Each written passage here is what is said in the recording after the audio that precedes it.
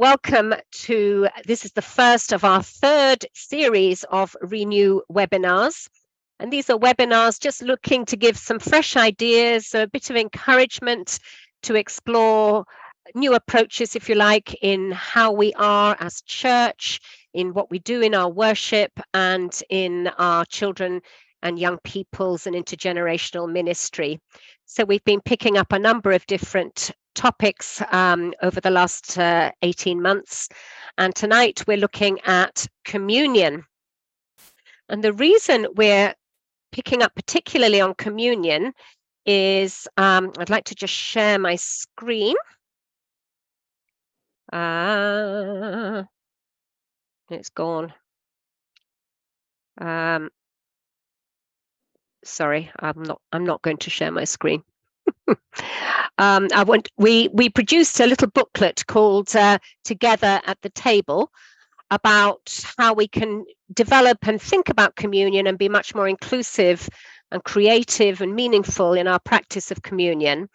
And we were about to send out these booklets to every congregation in Scotland, and COVID struck, so they've been sitting in the basement at 121. So I'm currently beginning to sort of distribute these booklets out to presbyteries. But if any of you would like a copy, thank you, Roddy, as we speak. Oh, wonderful. If any of you would like a hard copy, if you'd like to just send me an email with your address, I can send you a copy of this, because we really wanted to just encourage people to think afresh about communion and about really making it a really welcoming place for people of all ages. And we were finding that a lot of congregations were not including children and young people very much in their practice of communion. So as we start our evening together, I'd like to just read a short prayer that was written by Roddy, who'll be speaking to us in a few minutes. And it's just, it's got lovely words, and was part of a communion service that Roddy wrote. Come, everyone who wants to. Come if you can recite the creeds. Come if you can't remember the words to Jesus loves me. Come if you've been in the church since birth. Come if you've lost your way a few times, but found your way here today. Come if you like to study theology. Come if you like to finger paint. Come if you like tradition and ritual and ceremony. Come if you like balloons and laughter and jumping in puddles. Come if you like all these things and find the wonder of heaven in them all. Come as you are, old and young, just as you are, one family, right now, each of you, every one of you, and have a seat right here. So thank you for coming for our webinar. And I'm going to hand over to Roddy Hamilton, who's the minister at New Kilpatrick, who's going to lead us through some thinking to refresh our understanding and practice of communion. Well, thank you very much for the invitation, first of all, but also good to see you all. It's really kind of dinner party size. So let's just kind of think of it like that tonight and have a discussion. I'll kind of offer some, I was going to say some wisdom. I don't know if it is wisdom. We'll just kind of offer some experiences.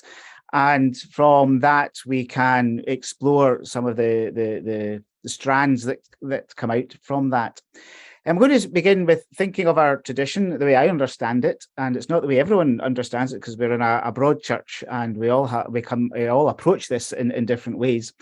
And so I'll explore a wee bit about how the tradition has changed over the centuries, and pull out maybe what's important now for us in the liturgy that wasn't so important in the past or remains important.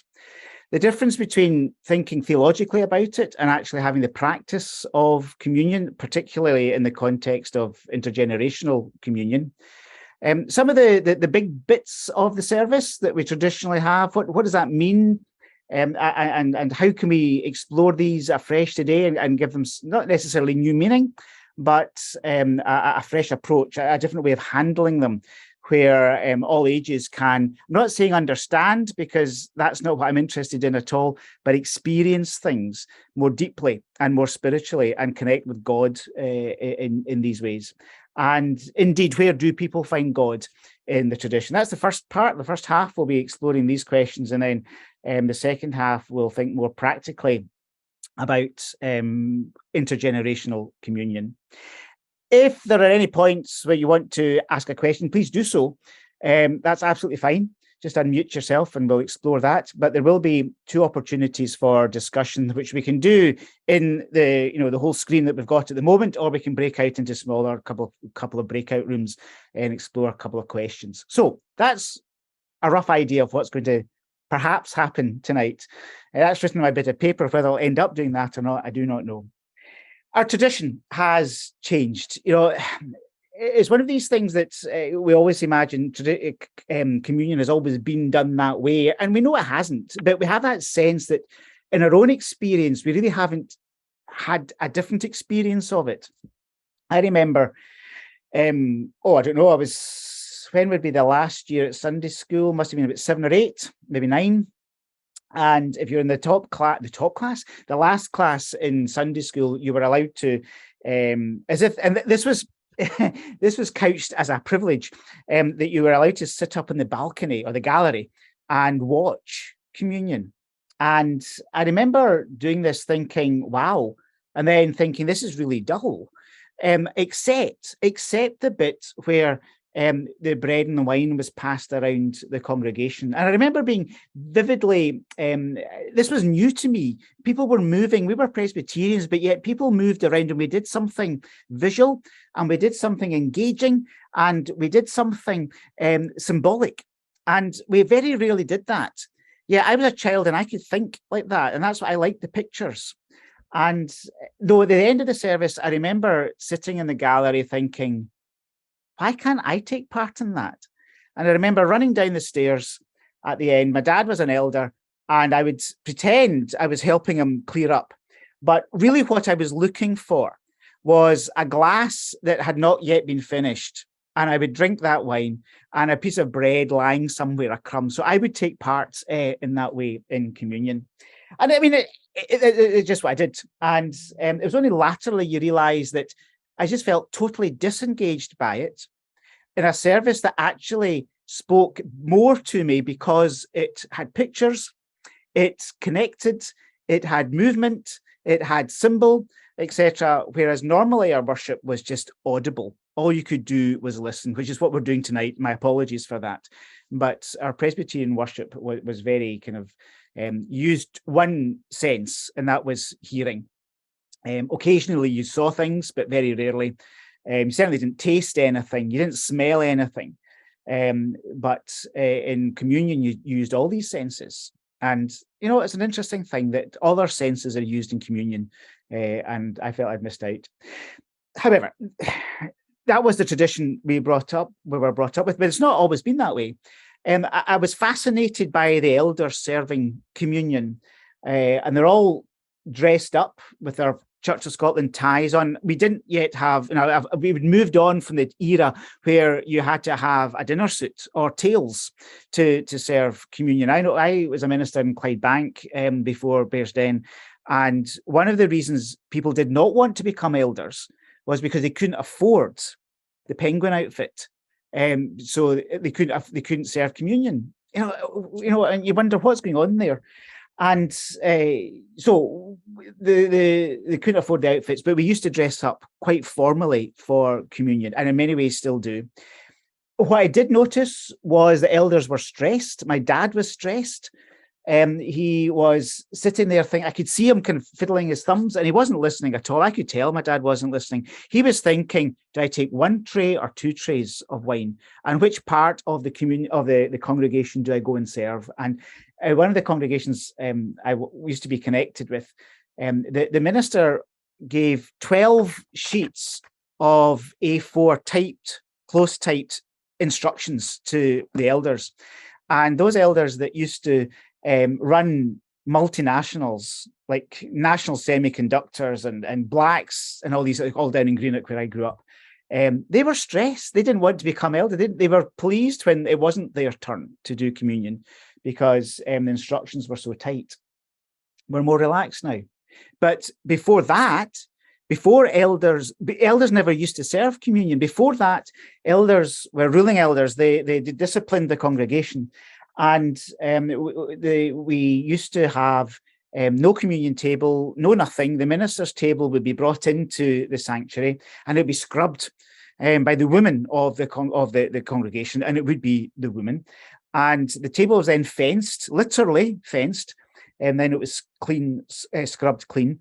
And that was where you served communion, off the minister's kitchen table, which had been brought into the church. And you would bring your stool because there wasn't any pews or anything like that.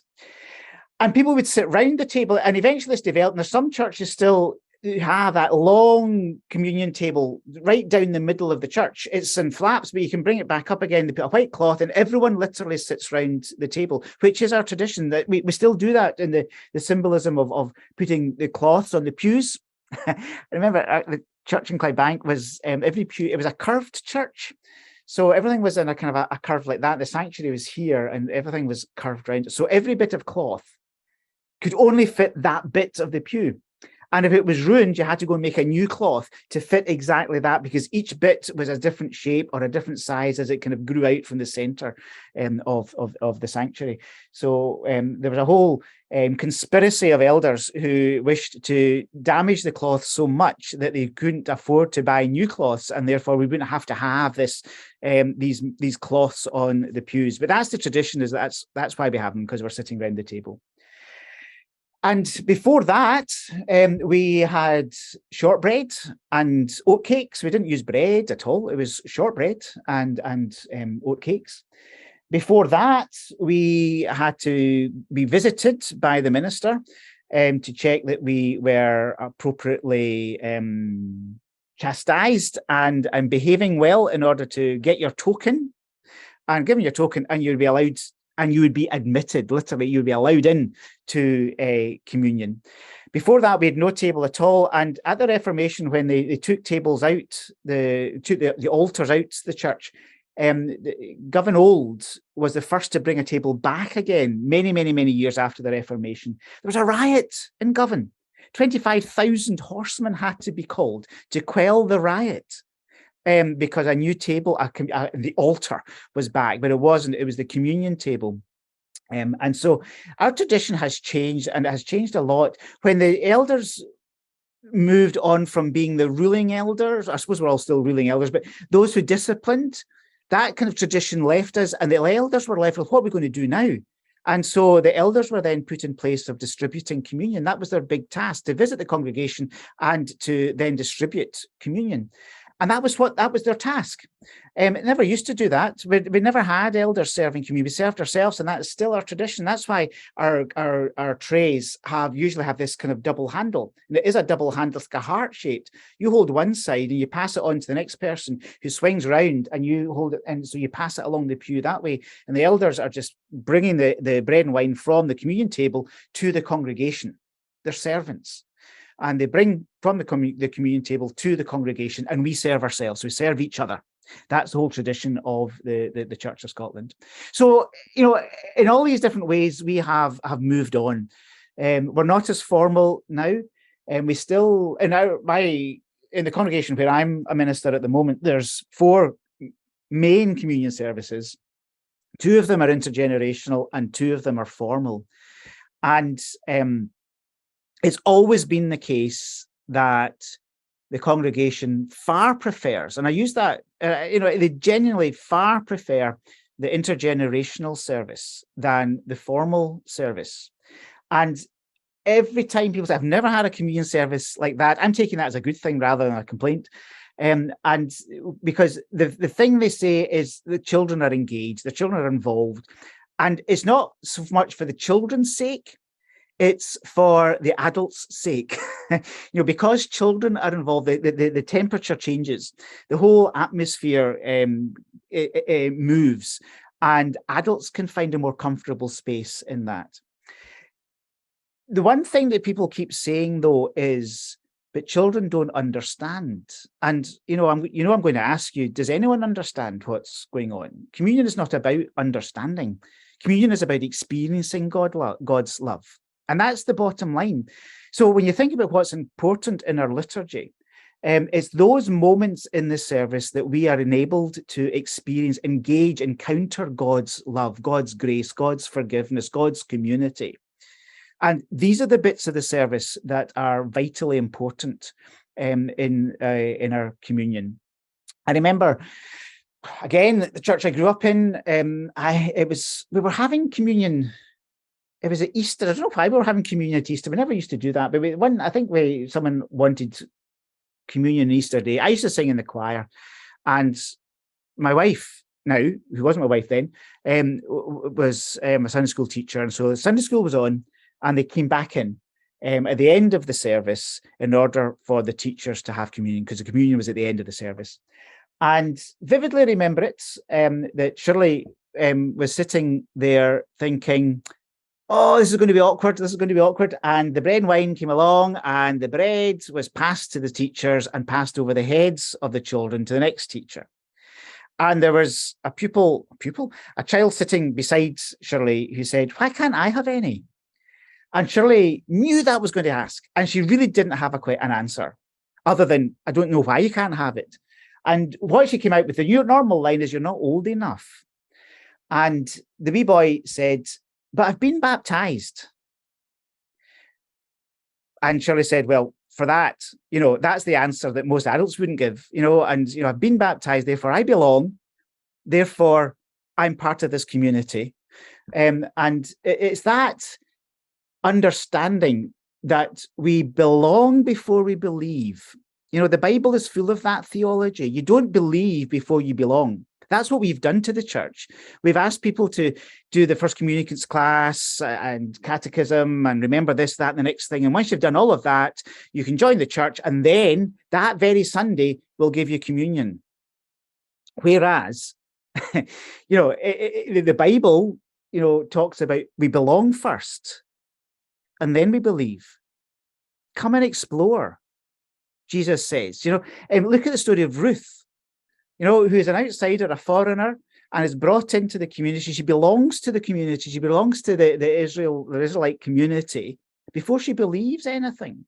And that these role models, particularly of women in the Bible, invite us to belong before we believe, which is what baptism is, especially in tradition that baptizes children. You belong, first of all, and you grow into belief. And my understanding of communion is that is a very important way to grow into community. You learn by experience. And once you've experienced it, you can go and ask questions about it. But if you've never experienced it, you don't actually have any questions about it. So experience it first, belong first, and then we can explore the belief, etc. So what is important in the liturgy? The Church of Scotland has this book called the Common Order, and there's about 5 different versions of communion liturgy in there. And I have to say, it frustrates me no end that ministers take one of these 5 services, and there is only one for children, and takes that if we're having intergenerational worship, and uses it without any particular creativity or imagination or awareness of who is actually at this service today.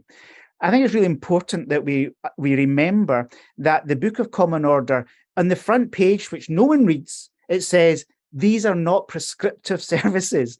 These give you an idea. These give you a framework of a corrective, if you want, of the shape of the service. The words that are used, change them, adapt them.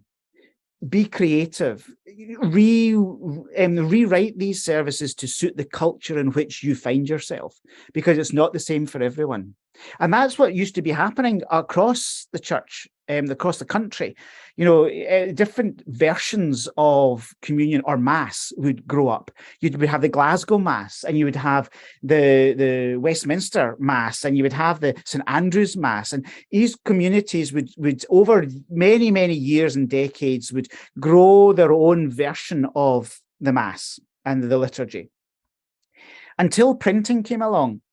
And Queen Elizabeth I decided that the prayer book was to be printed, the orders of service were to be standardized, and they were to go out to everyone, so that everyone was doing exactly the same kind of service, using the same words. And that's what they did. And she said, if you don't use this, you'll be sacked. And if you continue doing it, you'll lose your house. And if you continue doing that, you'll get no income at all and be put in prison. And so we started controlling everything with words, and we still feel as if we're in that tradition, and that's not where we are.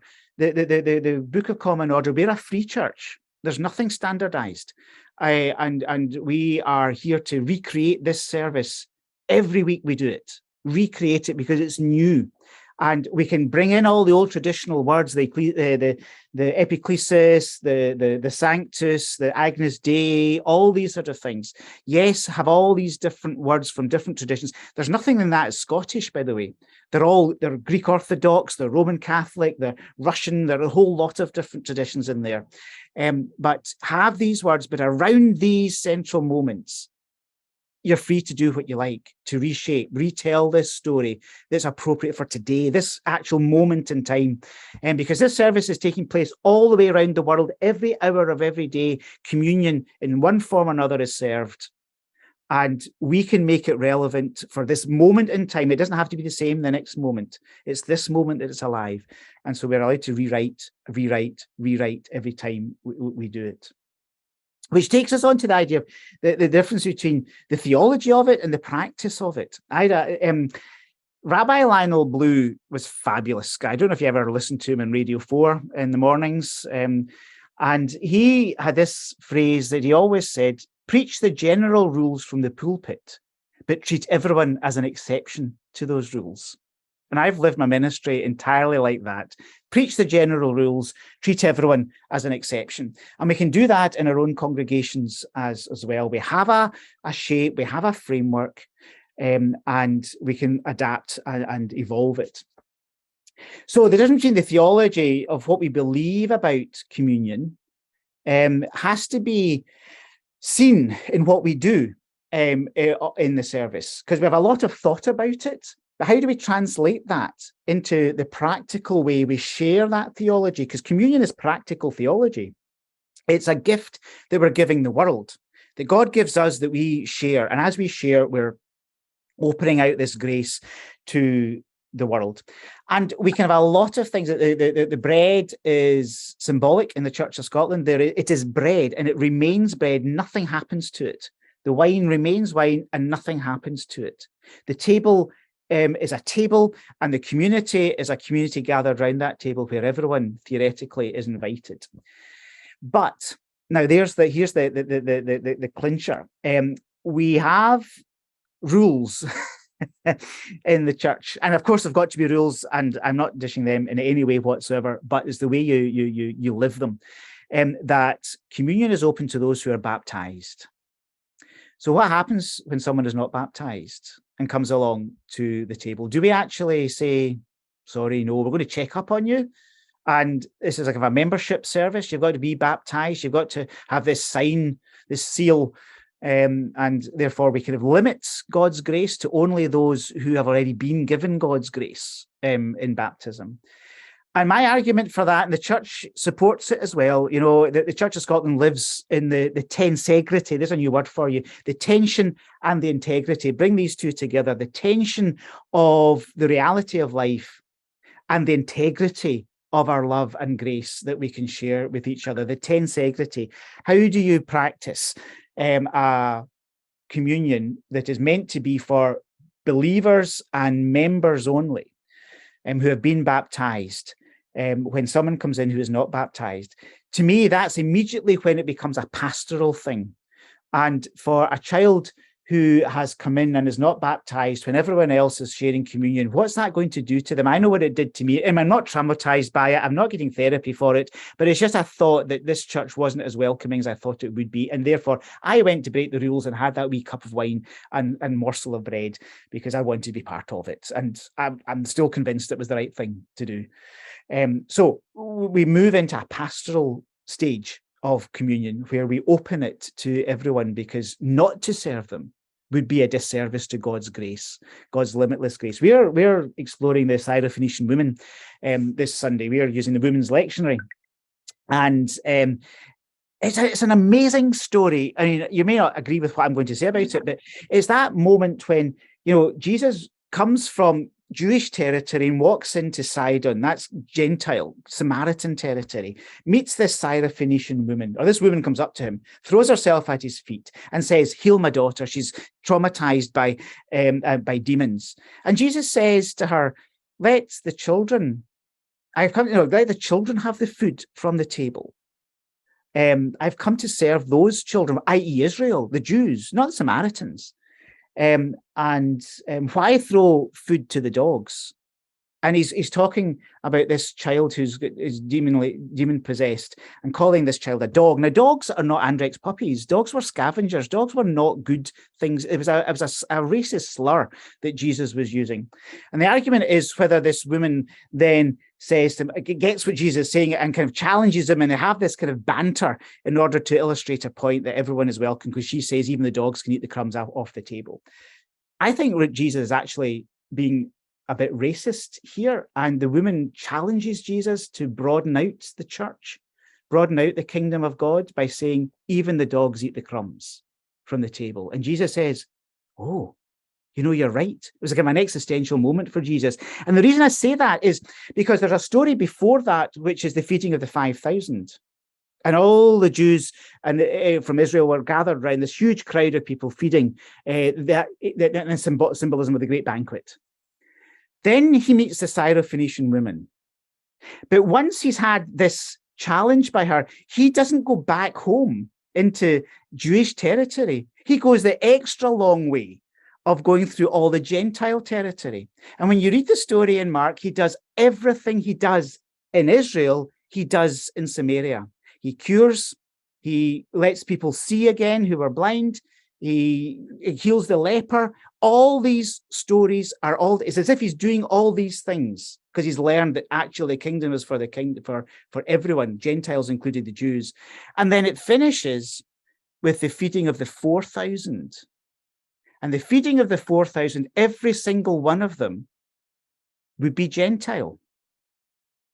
Now, Mark has these two stories, and we think, oh, it's just a repeat of the story. Well, it maybe is, and I think Jesus purposely repeats the story. He feeds the 5,000, and these are all Jews. These are the children that sit around the table. But then he repeats everything, his whole ministry in Samaria, and includes the feeding of what's the 4,000. And everyone there is Gentile. In the 5,000 story, the word used for basket is a Hebrew word, and the numbers are Hebrew traditionally. But in the feeding of the 4,000, the word for basket is a Greek word, and the numbers are Greek. The words number 7, etc. These are all Greek numbers, and so you can just see how he's including everyone. He's actually breaking all his own rules. He's challenging himself and realizing, I got this wrong. And now I've grown, I've quickly let go of my prejudice and grown into having a more generous, universal kingdom. Can't believe why I've started telling you that. It's all about inclusion and how the theology, we have the rules, but maybe the rules are there to be broken a lot of times in order to include people and recognize the kingdom is broader than what we first imagined it to be. I'm going to move quickly because we're going to have some discussion about all of this in a wee minute or two. There's one part of the service that traditionally, it's the only bit an ordained person has to do, and that is the epiclesis. And it's usually tucked into the great prayer just before we serve communion. In the great prayer, you'll probably hear the words, holy, holy, holy, God of power and might, heaven and earth are full of your glory, Hosanna in the highest. Blessed is the one who comes in the name of the Lord, Hosanna in the highest. That's the Sanctus. And that's probably there. And then following that is what's known as the epiclesis, where the minister or the ordained person will call down the Holy Spirit to change this bread and wine into that which is of no earthly use. It actually becomes heaven's fare and not earthly fare. And that's the bit you've got to have the epiclesis, because that's when everything happens. And I'm not convinced that's true. I think the whole service sets the bread and wine apart. The whole community of God sets the bread and wine. You don't have to be ordained to do that. You have to create community to do that. You have to have a different kind of feast that illustrates this bread and wine is set apart and is used for heavenly fare now. John Knox wasn't into the epiclesis at all. He didn't want that in the first book of order.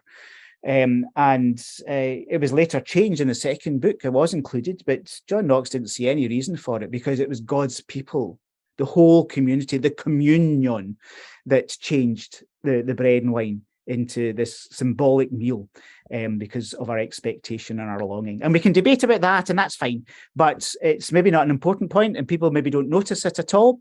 But it's just my kind of wee argument that I think it's the way we do the service sets things apart and recognizes what we're doing, rather than the words and the magic or the incantation, if you want, that we use.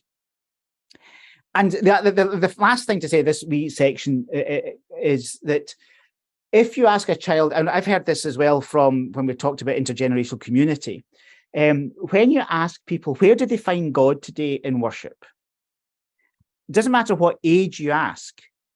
They'll say we found it in worship, and not in Sunday school where we enjoyed ourselves more. But we found God in worship. We found God in sharing. We found God in that place where we are together doing this mystery called worship. And if we can allow that to happen in communion as well, that we reshape the liturgy to be inclusive and engaging, and with all these great traditions we have, they all can be easily included, and we'll talk about that in the second half, because I'll give you examples of how we can do all of that. What we are here to do is say, come and encounter God in this. And when it's so hidebound with rules and regulations and nerves by the elders and the minister as well, and the congregation who gets specially dressed up for this, then we're really not. What kind of God are we thinking about? We've got to be in our best behavior for communion. We've got to be our best behavior to get to communion in the first place. That's what we used to do with the cards. It used to be the token. Then you were invited. Now we don't actually have to have any of these things at all, because it's an open table to all those who love the Lord. You can have caveats, those baptized, those who are members of the Church of Scotland. They don't actually have to be there. It's a table, and it's a table that is there to let the world encounter God's grace, and we are the hosts of that. And Jesus is the host, but we are the hosts that open that table up. And it's up to us to choose to do that. But I do think it brings life, and I do think it brings better sense of community, a better engagement with God and wonder, and allows us to be a family together all the time. Rather than when you have a dinner party and your mum used to send you up to your bed, because she's going to have her friends, or your dad, etc., going to have their friends along for the meal. You're excluded from it. You wouldn't do that at Christmas, and you wouldn't do that at Easter, and you wouldn't do that at a party or a birthday party, etc. So why do we do it at communion? We can have all these rules to say, yes, it's a special thing, it's important, it's significant, but in order for the table to be the table and be significant, sometimes we have to break these rules to allow ourselves to show the world the generosity and the abundance of God, who will not fall out of heaven if we get it wrong. Anyway, I'll pause there for a moment or two, and we can create a discussion here. First of all, if we want, we can go in breakout rooms. I don't know what people would best do. If you want to, because we haven't got a huge number of people, maybe just on the screen here. Would that be all together? Just have a wee conversation. I see a few nodding heads. Yeah, that'd be okay. Awesome. Yeah. go for it. Any thoughts there to start off with? Just kind of, sorry. Could I invite everybody to put their cameras on and then just unmute yourself if you'd like to say something or wave your hand or put the little hand icon up. So, any thoughts and comments? Any particular thoughts, comments, or concerns about all of that? I'm no expert. It just comes from experience. So, any thoughts, issues, or sorry, Marion. Yeah, I like just when you said there at the end, the invitations given to all those who love the Lord. That's my favourite piece of. That's my favourite part of the communion service, and I think that just says it all. I remember when we were in church in Paisley, and my husband was the minister there in the 90s, and we had one young man who had really quite extensive additional support needs. He was a member of the Boys Brigade. His father was an elder. He'd been brought up in the church. He'd been to Sunday school, but he was different, and there was no doubt about that. However, he went through the Boys Brigade, and then when he was about 17 or 18, he wanted to join the church, as we called it in those days. And there was uproar amongst some of the elders. I have to say, it was just awful. And yet Colin was able to say that he loved Jesus and he loved the Lord. And thankfully, the number of elders who they overruled the small group that was saying, oh, how could he understand? But you made the distinction between understanding and experiencing. And he had experienced God's love. And I've never forgotten that story. And to me, that just, it just said it all. Yeah, I think the being aware that experience is a learning thing. Experience is an understanding thing. It's emotional understanding and emotional intelligence. And we all think if you can sit an exam at the end of this, then you understand it. But actually, you don't understand it. You've got to experience it to understand it. It's like grief. None of us can understand grief until we've experienced it. We just don't know what it's like. And to me, that's the starting point of all faith. Is the experience. And I think that's what Jesus gave people. Jesus gave people the experience of it. He didn't, sit them down and say, let's have a Sunday school class first of all, and then we'll do this. It's and I don't want to be flippant with all of that, but when we become an institution, and the church is more institutional than many institutions, we protect ourselves with doctrine and rules and regulations. And now that the church is kind of basically cracking up, we're actually it's becoming more difficult for people to join and be included and for us to do things that we want to do. We're actually getting more and more bits of paper to fill in, more and more presbytery plans to negotiate around, etc. Anyway, that's a pet peeve that everyone in the Church of Scotland is just exhausted with. Caroline, yes. So I'm actually raised Episcopalian, so I have a very different upbringing where obviously we have communion every week, and most churches still do. And in fact, my strongest memories are from the summer holidays when they would have Matin services, which were very much more psalm based, and I found that very dull, and I loved communion. And one of my key Sunday school moments from growing up was being you're the great prayer that you were talking about. Then I was paid in Mars bars to memorize chunks. That was that's Episcopalians for you. Excellent. Oh yeah. Well, we're good. It's good. Yeah. Well, I can still do vast swathes of our Eucharistic prayers because it's paid in Mars bars too. I'm going to try that. Excellent. Yeah. I know, but it's one of those things that it was just when you were talking about how visual it is, and it is something awesome. And I mean, like, I have children of my own now, and they all have communion, and the youngest being 3, and it's something that they love doing, is being able to go up to the because we also go up to our communion table. Yep, so you move towards it. And they love being a part of that, and being a part of that congregational sort of thing. Because the separation of baptism and communion or Eucharist is an accident of history. It's still in the Greek Orthodox Church, a child will be baptized within days of birth and given communion, and it is wine. They will actually include the child right there and then with communion, days old. So it's by accident of birth, no, accident of history that we've separated this. Anne, and then Margaret. Well, this has nothing really to do with communion. And just to say, I can't put my video on otherwise the sound breaks up completely. That's no problem. But we're talking about preparation and so on. I went to the young communicants class, and there were quite a lot of us, mainly boys, who had left Sunday school but wanted to join the kirk because their parents told them to. And I went along to all of the classes, and then just before we were due to appear in the kirk, I was told that my baptismal certificate was the wrong shape or size or something. I was baptized in the Church of England, in an Episcopalian church, and I was not accepted by the Church of Scotland. And that's dreadful for a teenager who goes forward with all of their friends, does all the work involved, and then the church says, sorry, you can't come in.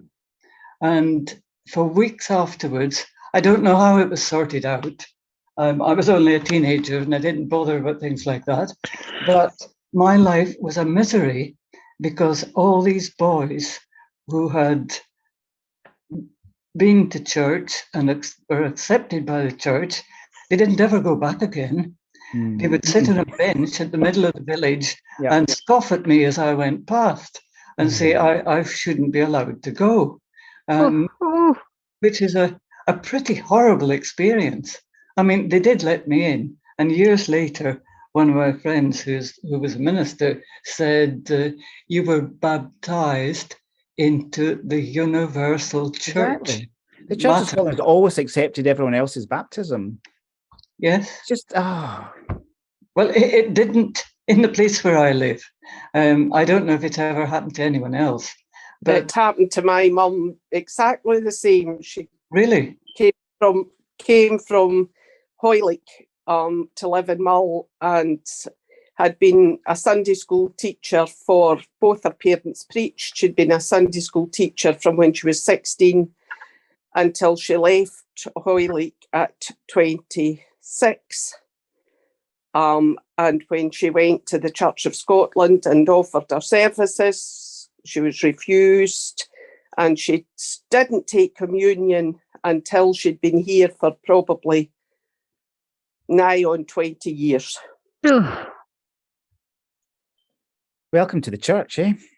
It's these moments that you just despair, and you want to say, not all churches are like that. Well, she ended up, I would have been probably about 15, so she would have been here about 14 years, offering to, there was an old lady cleaned the Baptist church, and the old lady was getting really quite elderly and not able to do much.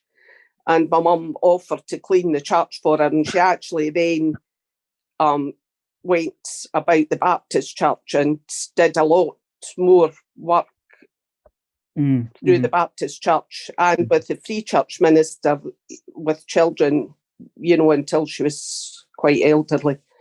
But yeah, we've not got the way of it.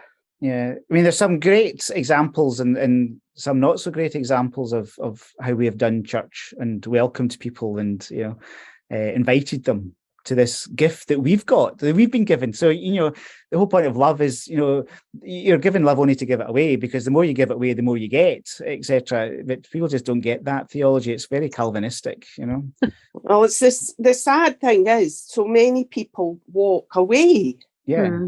They won't. I left the church at 19 years old. I never went back till I was 50. Mm. I couldn't cope with it. I couldn't cope with the behaviour that was going on. Oh, aye. It wasn't suitable to be at. And my mum used to come to me on a Sunday night weeping about what was going on. And I used to say to her, keep away from that place. It's not good for you. Yeah. It's sad. Anyway, we're talking about wrong with it. Yeah. Yes. We're talking about communion, and I will say this, I went to a wee church in the Gorbals in Glasgow, a wee new build. And the communion there was for children. It was a small church. It was done in a circle. There was beautiful singing throughout it. It was the most beautiful service that I've really never been at a communion service anywhere else that was so absolutely beautiful and lovely for the children, because they could still run about. They weren't under any obligation to sit and behave like they were statues. They were able to be themselves. And it's not easy. You couldn't do that in a big church. But when I had to go back to a big church and a very kind of traditional communion, it really couldn't mean much to me.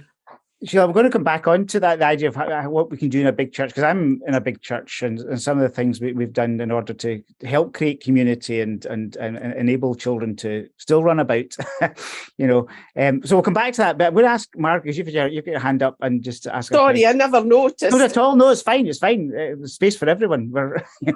So Margaret. My experience of church is a bit different, because I've worked in other countries. And in Pakistan, where I worked, there was never really many strangers came in. But in India, which is very syncretistic and, well, your God's my God, any God will do. It was very obvious in church that people were coming in off the street, and if it happened to be communion, they were coming in off the street and expected just to join in.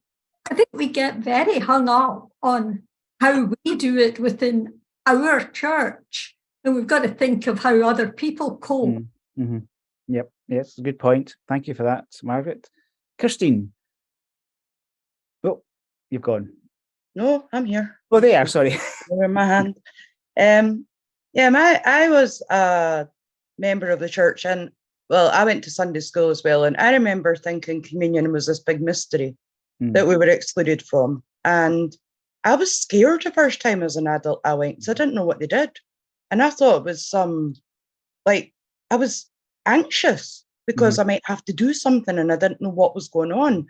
And I found it an awful experience, that, because it was, it just didn't sit well with me. And now the years have went on, and I'm now a children and family worker.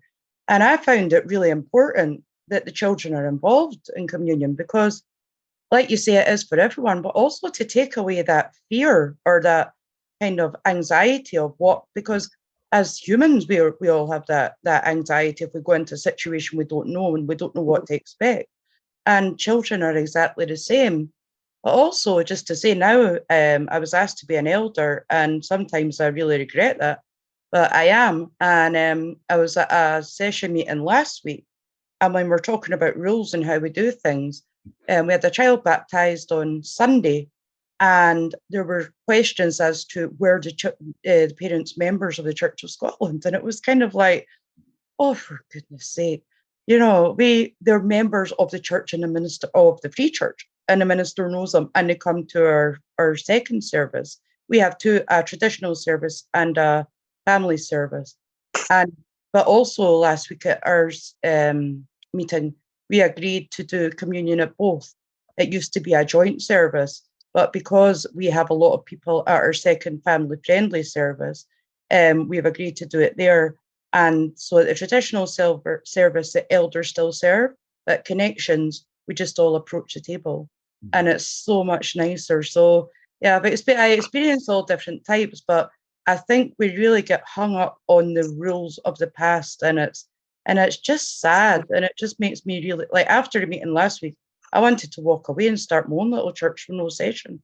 I was so fed up. I was like, I can't cope with this. It's just sad. We just need to move on. Some of the background that you talked about, Roddy, it's just really shocking, really, isn't it? Just all those different things that you described, all those boundaries, rules, exclusions, and then to hear from a number of you what you've experienced in your life and what people still continue to do.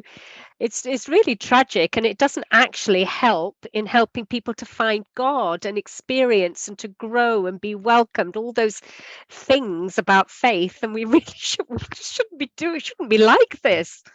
Well, how do we move on and encourage people to kind of to be free and loving and welcoming and including everybody? It's so hard. What we've done is, I mean, I've always had an open table to all ages and all faiths. You know, genuinely, it's to all faiths, and I know that breaks rules, but I don't think it really does that. I don't think it breaks kingdom rules. But in order to enable congregations or sessions to get there, because I think there is a lot of fear about change. I mean, we know that completely. We're human. You know, and anything that changes, we change a government, we're scared. We're better the devil we know than devil we don't. And so change is a massively problematic thing for God's people. And so what we did, and it's not a magic formula in any way whatsoever, we kept the traditional communions going, but added in other ones rather than change the ones we had. So that these were additional communion services to start off with. And the very first one we did, I'll just go through some of the kind of the settings that we've created in order to perhaps help people. And again, you know, it's not done coldly. It's done with a bit of exploration and a bit of trust, because I think that's the one thing a worship leader has to have is trust with the congregation. That we're not going to do anything illegal. We're not going to hurt you, and we're not going to embarrass you. And we're not going to have you sitting on the edge of your seat out of embarrassment, hopefully edge of your seat because it's actually quite exciting and you're quite enjoying it. So you have to build up trust, and that takes a long time. And that's just sitting, having coffee with people, telling stories, etc. And the very first all age, we used to call it all age, intergenerational communion was when I was in Clydebank. And in order to set it differently, so people were not going to expect a traditional service. Now, it's okay for a traditional service and for children to be included into that, or all generations to be included into that. I don't think it's the easiest thing to understand what's happening, because nothing much happens. So what we did was we created a different space in which to people to enter into. So as soon as they come into the building, we were already involved with the epiclesis, if you want, setting this service apart, this bread and wine apart from all normal use. And what we did was, instead of using the traditional communion table, we created a whole lot of different tables and just kind of joined them all up, different size, and covered one great big sheet over them. So it was all higgledy-piggledy. We had bread and we had wine and in the trays, and bread in the plates, etc. And it was a congregation, it was small enough, there was a couple of hundred there, but everyone knew everyone. It's a very social congregation, and we created these big 6-foot boards that was 4 of them that stood round the communion table. The communion tables were here, say the congregation were down here, and these boards were kind of in a kind of a horseshoe round the space. And in order to just include everyone, 2 people who were good writers, and we painted these boards white. And from the very beginning of the service until they finished, they just wrote everyone's name on the boards. You know, everyone was, they just went round and they wrote their name up, and every single person's name was on these boards, and everyone was included. No one was left out at all. It was a very straightforward and symbolic way of creating a community symbolically like that, where everyone was noticed. And I think that's important. And we've done that in a number of different ways. We've invited people we had a communion a couple of weeks ago here for all ages, and everyone was given given a card. They wrote their name on it. We collected them in, and the children collected them in, and then they designed them. They covered the communion table with these names. So the idea is that the table you actually share communion from is the community's table. It's not so heavenly, it's of no earthly use. We actually we create the table, and we've done that a lot with setting the table, introducing the community to a meal. And we've done that by laying names on the table, weaving them in, if you want. We've done that. We've taken the strips of cloth we used to have over the pews, and told just 5 lines of a story. You know, you can tell it's the story of the feeding of 5,000 in 5 lines, the story of Zacchaeus in 5 lines, so that people get what the story is.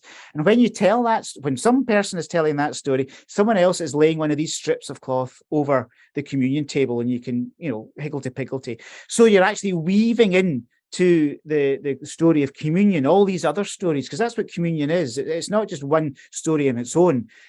Jesus round the table with the disciples has come from all these other people that Jesus met, and all these other experiences that the disciples and the whole community engaged with. So symbolically, you weave these stories, or you weave these people, or you weave these experiences into the table, and then you set it. And then you can either have the great entrance. We used to do that. We don't do it anymore, but you can do that less formally and just begin to say, as they prepared the upper room, etc., and bring the wine and bring the bread, etc., and lay it on the table. So the whole service reshapes the table. The whole service is the story of communion, and it's not something that's tucked in at the end of a sermon. We rarely preach on an intergenerational service, because again, the service, the storytelling itself is the sermon, and it's about storytelling. We've only got stories to tell people. We don't have much else.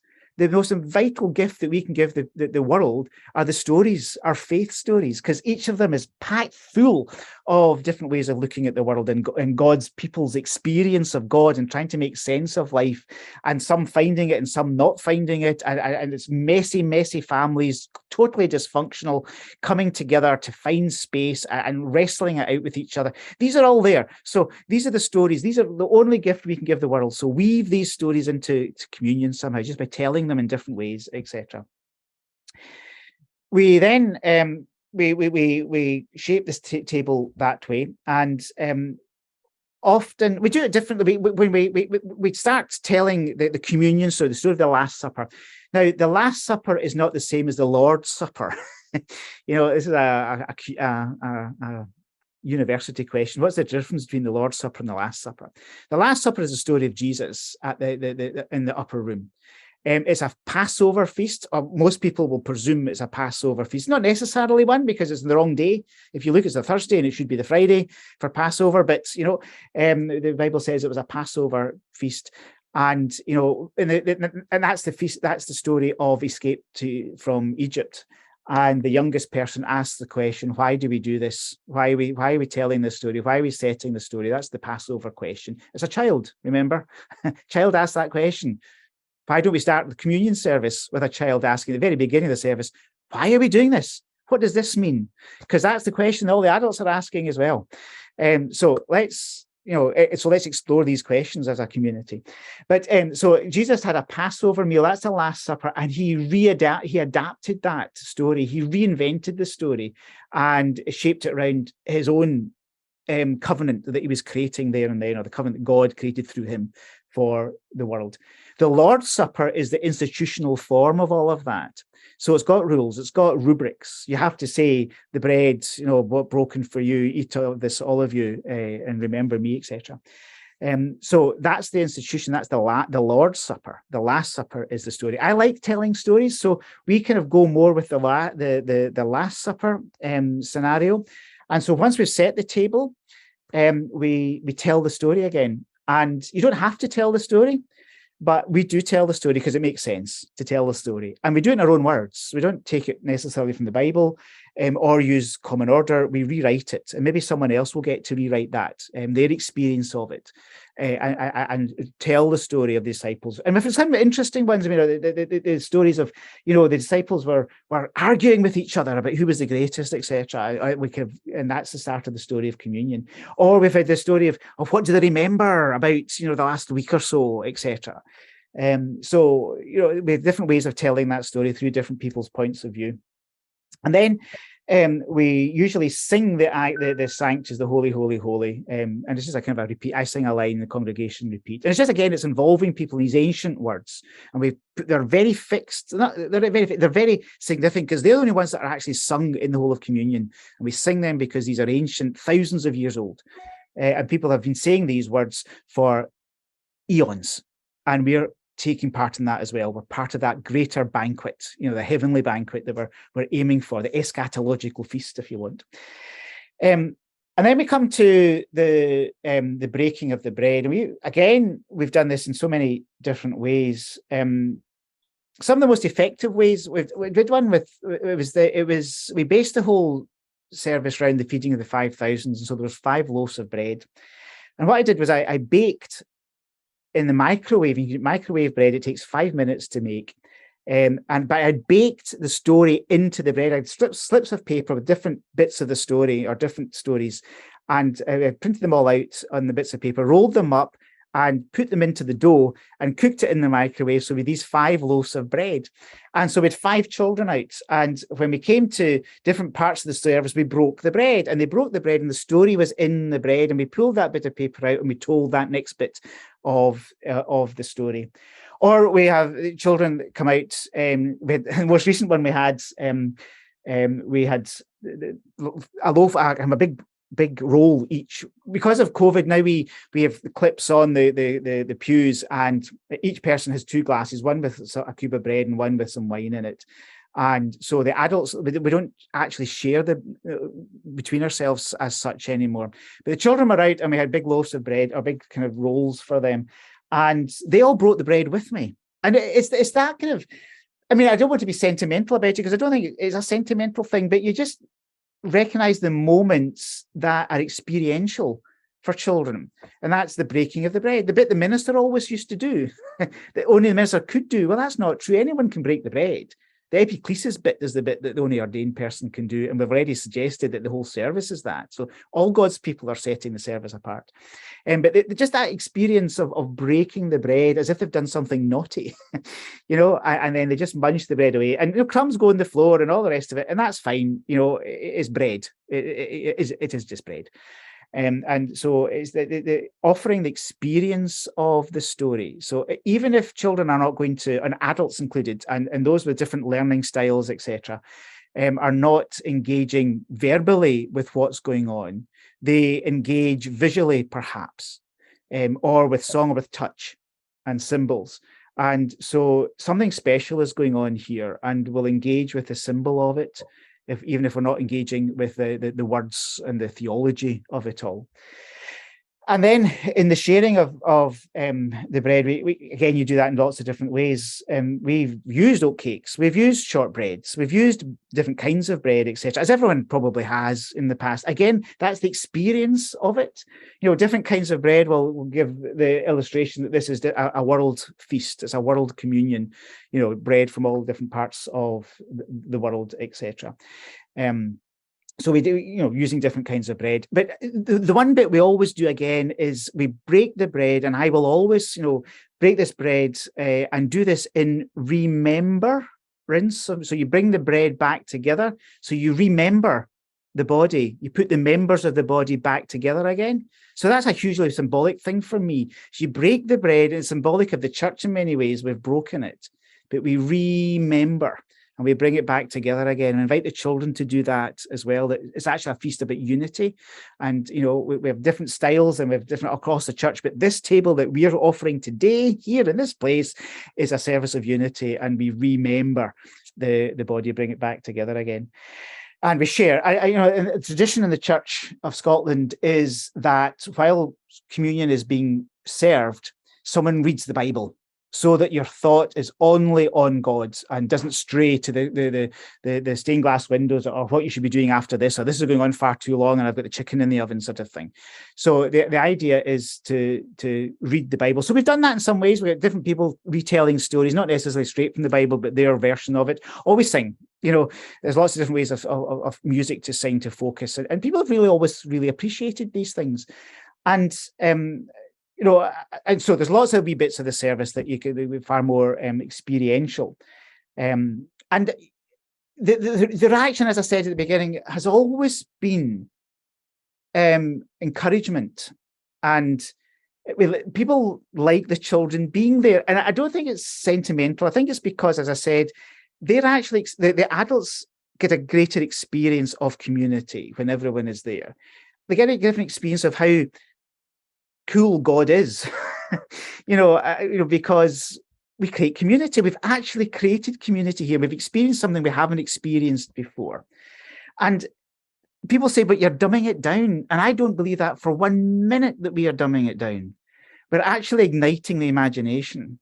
We're actually saying this is practical theology. I'm not asking you to intellectually get here. I'm asking you to come here with your heart. Come here engaged with the community. Be community, because you don't do this on your own. You do this in community. And when someone's missing, then, the body's broken. Someone who could be here and isn't here, then the body is not the body of Christ as it should be. And it's even worse if we're the ones that are saying, cheerio, you can't get here because you don't understand it enough, or whatever, you don't behave enough. But, there's a whole bundle of different ways of engaging with communion and reimagining the story for people to actually get involved in the story. There's one time we had an art exhibition going on in the church over Easter, over Holy Week. And one of the things we'd ask people to do is that all this local artists had that's another story altogether, but we'll come and do art and theology one day. But that we had lots of different local artists had kind of put different creative pieces around the church, and our worship took place and amongst all these creative things. And we asked everyone to take a piece of raw silk and stretch it over a frame that we made. I don't know if you know Pauline Edmiston, but she used to work for the transformation team. Anyway, she did a lot of silk work, and she got raw silk. She dyed it all different colors, and then everyone was allowed to stretch it over this this frame. And they wove their hopes in amongst all of this as well. And it was lying flat, and that was our communion table.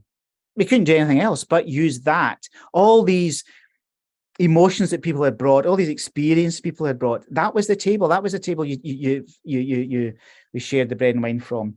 I was in South Africa as part of my training, and there's two communion stories. One is that it's the church I was with, the Reformed Presbyterian Church of South Africa, was teetotal, and I worked mainly with Zulus out in the rural areas, and everyone was teetotal. And they weren't, but in church they were. And communion came around, and the minister brought bottles and bottles of sherry. And I thought, how big is this congregation going to be today? And we had 2 wee cups. And he would fill that with sherry, and it would be passed along a row, and it would come back empty. Because it's the only alcohol that people would have. And so and it was a real feast. People were actually taking this abundantly. They got that sense that, we're going to be generous with this. God is generous with us. And we went through bottles of the sherry because it was the only alcohol that people had. But it was that sense of abundance and awareness that we could do this. You can take more than a sip. There's enough to go around. So that's that kind of that generosity. It was part of it. And the other communion story was the minister I was working with, and the two of us were sitting out in a place called Emmaus, which is Emmaus, but they pronounce it Emmaus. early one morning, the mist was hanging there as it did. The sun was rising. It was freezing cold. And we were waiting for the congregation to arrive, and we were serving communion, and they didn't have a church. They just had this hillside. And it was an upturned orange box, a box, and you had all these oranges. And that was the communion table right in the middle of this hill in the Drakensberg Mountains, the mist all around us. And boy, was communion special that day. You know, it's because it was a way of you recognize that this was about communion, and it wasn't about formality. It was about being here in the moment with this story, with these people. And that is different every time because our life experiences change all the time. So it's a story to be part of and to be engaged with and to share, because as I said, it's the only gift we've got. We're not teaching, we're letting people experience, and from the experience comes the teaching. It doesn't go the other way around. Because I remember being really disappointed the very first communion I had, because everyone said, "Oh, the first communion I had, it was great. You just felt that love of God, and etc." And you know, we've done all the communion class, the first communion classes, etc. I was so disappointed because I felt nothing. I felt nothing, and I think I was a bit scared as well. That and I felt I failed because I haven't felt anything. Maybe God's forgotten me altogether. And maybe that's why, just thinking back on it, that, I've gone for more experiential approaches to communion. We're not denying and we're not getting rid of any of the tradition we've got. We're just adding to it by supplementing with other services. And maybe that's why I kind of go for more experiential approach to things, because that's where I find the community is. And that's how we actually create community, because you actually have to talk to people and you create conversation because people talk about it. I've never done that before, or that was, I like that, how you did that, or whatever, or we didn't like what you did there, we prefer the other one. And that's absolutely fine as well. The point is people are talking, creating community around these things. So, we can talk a wee bit more about different formats of that communion service if we wish. But what my question to all of you now is just in terms of discussions, what do we need to let go? Maybe in our own communities, our own faith communities, in order to share communion more fully with our community, because it's a community meal. What is it we need? Maybe that's just something for us to think about, reflect on. What do we need to let go in order to allow ourselves or our communities to share this meal more generously?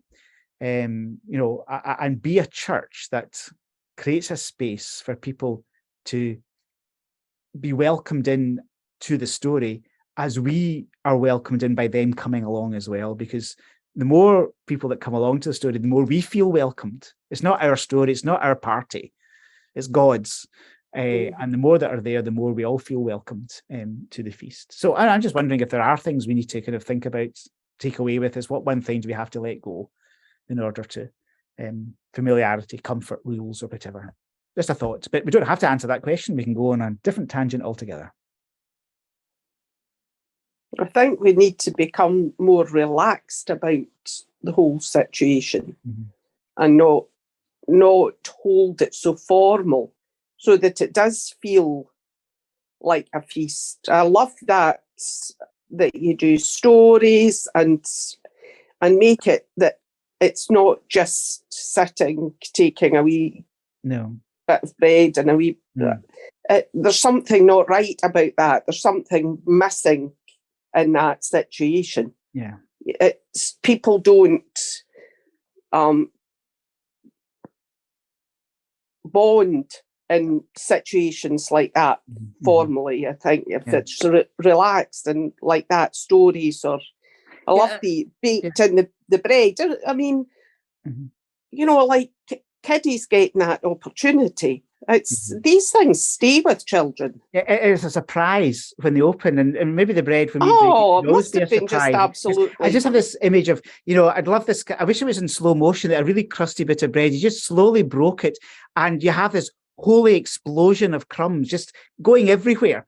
And, you know, I just love that image, the crumbs. It really makes a mess. And I was once at a communion in Canada. I was used to write resource material for, it doesn't matter.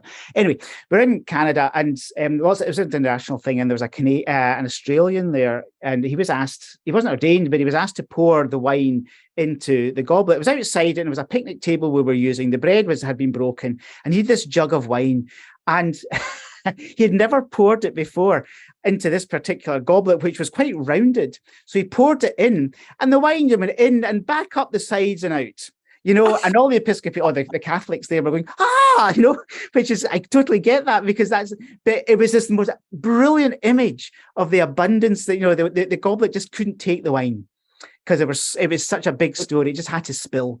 You know, my cup is overflowing. It's all, you know, 23rd Psalm all over the place. And it was a brilliant image. And I've always dared to do that in church. I mean, we have different, as I said, different styles of communion. One of them had, we did masking tape and just wrote holy across it very irregularly. And in the O, we spilled wine, so the cloth was actually red at that part, as if, you know, it just can't take it all. It's bigger than this wee glass of wine. And that's just, I mean, that won't work for everyone in any way at all. And I get that completely. But for me, it was the visual of this is bigger than a glass. Mm-hmm. This is the glass can't take the whole story. It's much bigger than that, you know. And so we can't do but share it and spill it and be messy with it. And, you know, it actually works out. And I suppose that's it's to expand it so that it is interesting to folk. It is, there's more to it, and which there is. There's so much more to it. And the more things that you weave into it, the closer people become to the God that they're worshipping. The understanding comes from doing all these things and feeling the feelings inside, the experiences, and yes. I'll come back to that in a minute, because I'm going to go to Anne, but there's something you said there I want to come back to. But yes, Anne, sorry, you were going to ask or make comment. I was going to make a comment. It's something I hadn't ever thought about before, but since COVID, we have the duty elders hand out the wine and the bread in a little tinfoil tray. And as you come into church and take your seat, we go forward and put this little tray in front of them. And lots of people like it because we all actually take communion together at the same time. I've lost my picture. Can you still hear me? We still hear you, yes, no problem. Can you? Yes. My picture's the one thing that struck me while you were talking was we all sit in pews except for two elders and the minister, who stay in the chancel. And first of all, they give communion to each other, and then they invite the rest of us to take ours that we have in front of us. And I thought, well, that's not really coming together. There are still three people who are set apart from all of the rest of us. What would your feeling be about that? I mean, that is the tradition that, you know, the minister takes first, then the elders, and then it's passed out, because the argument is it's not a dinner party, so you don't have to be polite. It's not about that. It's the grace is given and the grace is then shared, etc. But the way we do it, despite that tradition in the church, we do it the other way around. That well, now in COVID, because we've all got individual glasses now and they're seated there, we all take it together. You have to be very careful that it's not just a kind of cheers, Jesus sort of thing. You have to you've got to have a correct rubric, a way of describing what you're doing to invite people to take the bread and wine at the same time. The bit I miss is that we're not sharing it. We're not kind of passing it on to each other. And I do miss that bit. But what we do is everyone takes together. But when we were actually sharing it, the elders and the minister would take last. We were the servants, etc. We kind of turned around the theology, and it's perfectly okay to do that, but it's not the traditional tradition of the church. So we always served I mean, I'm rubbish as a minister. I just don't like being the minister. And so even at the blessing at the end, I never say you. It says we, because I don't want to set myself apart. That I've got, because I'm wearing a dog collar this week, I can say the words "God bless you." I said, "God be with us all." So you're continually creating community, and everyone's got a place there. Gillian. Yeah, I'm quite a new minister. I'm a year ordained, and I absolutely hate communion for all the reasons we've discussed. And I thought I would love it, but I find it quite stressful, and I find the whole thing quite challenging because of everybody's expectations. But just recently at our session meeting, we decided that we want to include children in communion. And the session that went past without any problems, but I've heard people say, "Oh, but they'll be running about and there'll be noise." How do you kind of work with people to kind of help them to a better place for that? I mean, we try and have an intergenerational service once a month as it is, and some folk don't come because it's an intergenerational service. I kind of accept that. I don't like it, but I accept that. But I think for communion, I would hate to think that folk stayed away because well, I mean, we have that problem. I mean, often it's a lot of the children don't come for intergenerational communion. Yes, my kids hate it so bad. Yeah. And but what we've done is we kind of flag it up. This is an intergenerational one, and there's still going to be the formal ones. But what I do say to people is just come along, and see what it is like, because it's not as noisy and as messy and as dysfunctional as you imagine it might be. And there is no easy answer. I wish I could give you an easy answer to that. But those who come along, well, I think by word of mouth, actually, it becomes it's certainly the more popular one for us now. And I think you just have to have a lot of conversation and maybe have a talk afterwards with folk. Sometimes we do this feedback thing straight after a service, go for coffee, come back, and we have a wee chat about these things. And you can say, well, I didn't think that worked, or that bit didn't work. But what we were trying to do is, do it after the service rather than before, because people's expectations are much higher before than afterwards. So I don't have a huge amount of useful advice there. It's learning, is growing together. It's not going to happen straight away, but I think some conversation afterwards and say what you're trying to do afterwards and tell people to experience it, because it's not as bad. Yeah, thank you. That's helpful. Sure, that's quite unhelpful. Sorry about that. Kirstine. I think that we need to let go of, the church in general, I should say, or certain people, let go of perhaps the formality and the rules around it and embrace the mystery more, and embrace the mystery of the whole Bible and the whole teachings that come from it, and stop pretending that we understand it and children don't, because we're not meant to understand everything that's there. And years ago, when I was talking to a group, one of the boys and I was talking to, we were talking about creation, and he said, "So, Kirsten, was the devil created before the earth?" And I'm like, "How do you mean?" He says, "Well, in the Garden of Eden, the snake is a devil, right?" I'm like, "Okay." He's like, "And the snake's a fallen angel. So that means the angel fell before earth was created." And I was like, "Whoa." I was like, "Right, better ask the minister." So that's not on. I don't have a theology degree, thank you very much. However, but they ask the most amazing questions. And I think we need to, as a church, embrace the mystery.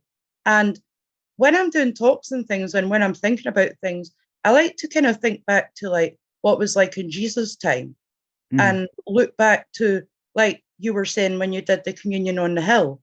And I think that would have been amazing, because you're not sitting in a church. And I think we need to and so I quite often use examples of, if you think back to when, say, Paul was traveling and he was walking, how many miles would that be? How long would it take you, etc.?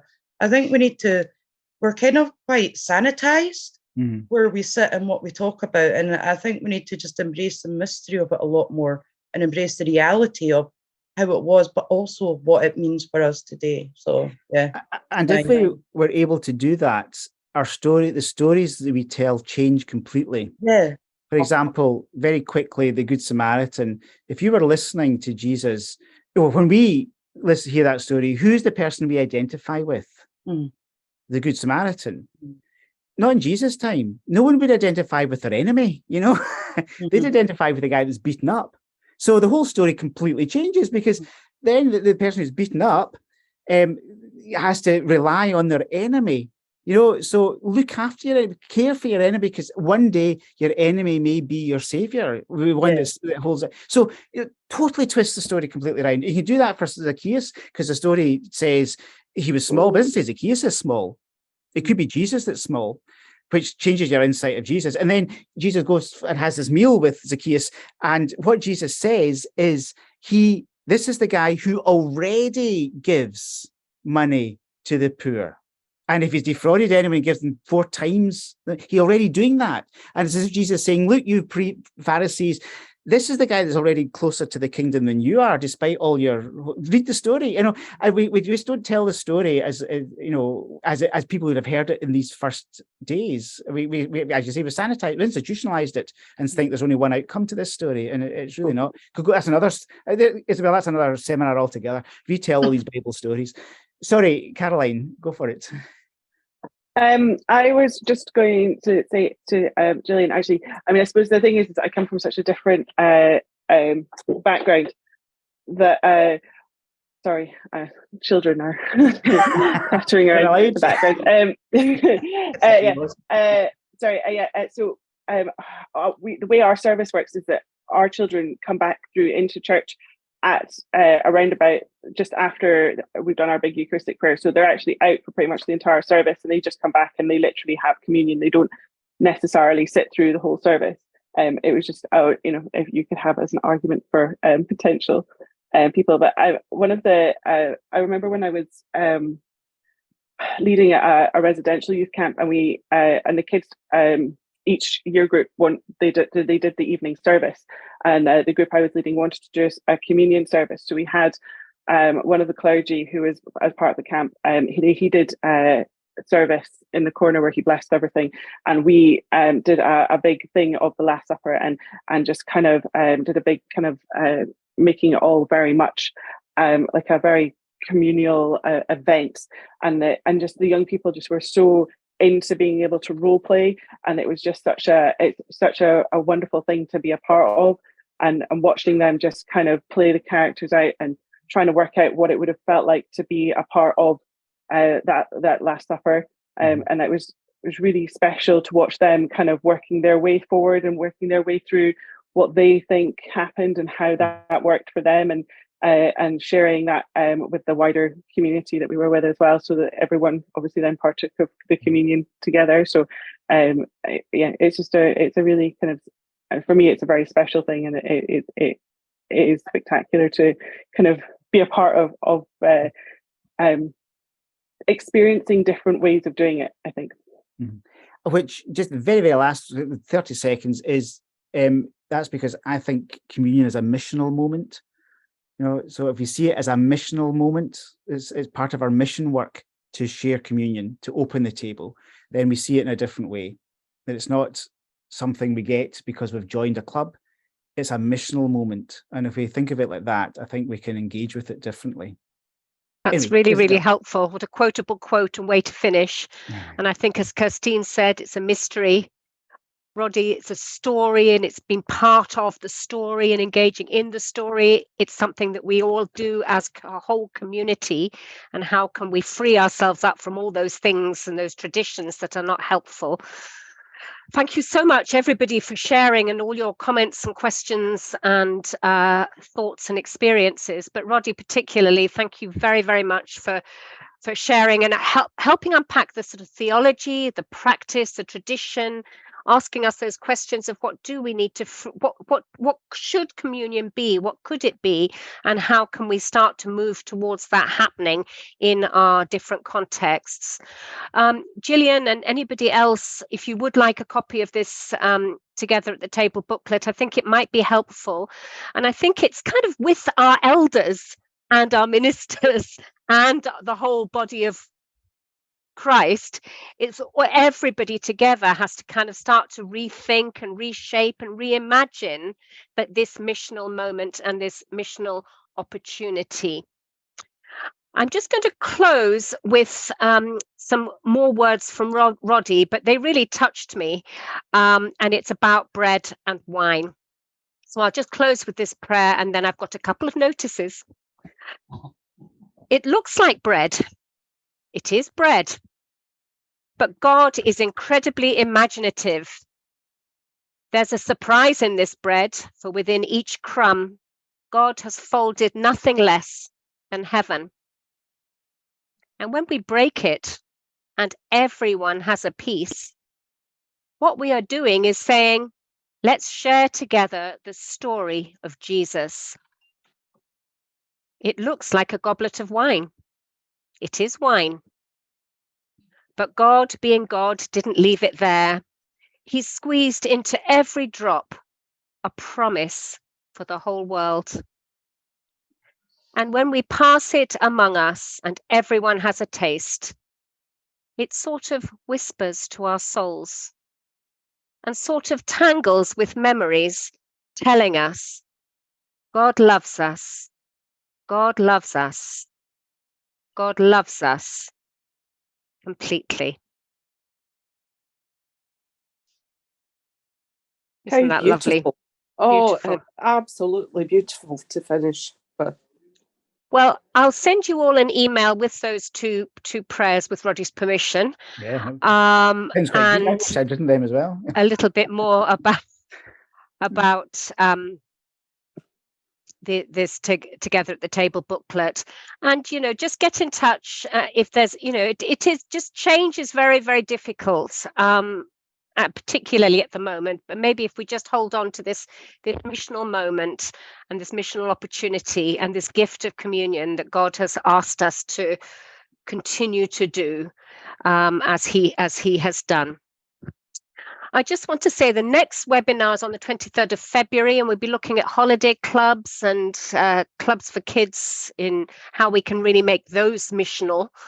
We've got something else coming up about schools ministry, connecting with young people. And what about the influence of grandparents? How can we encourage grandparents to influence the lives and faith of children, both within the church and in their families? And we've also got, in most presbyteries, we've got a series of roadshows about school ministries. So if you know anybody who's involved in schools or would like to be, it'd be great if they could come along to those. So you'll get more information about that, I'm sure, as we go through.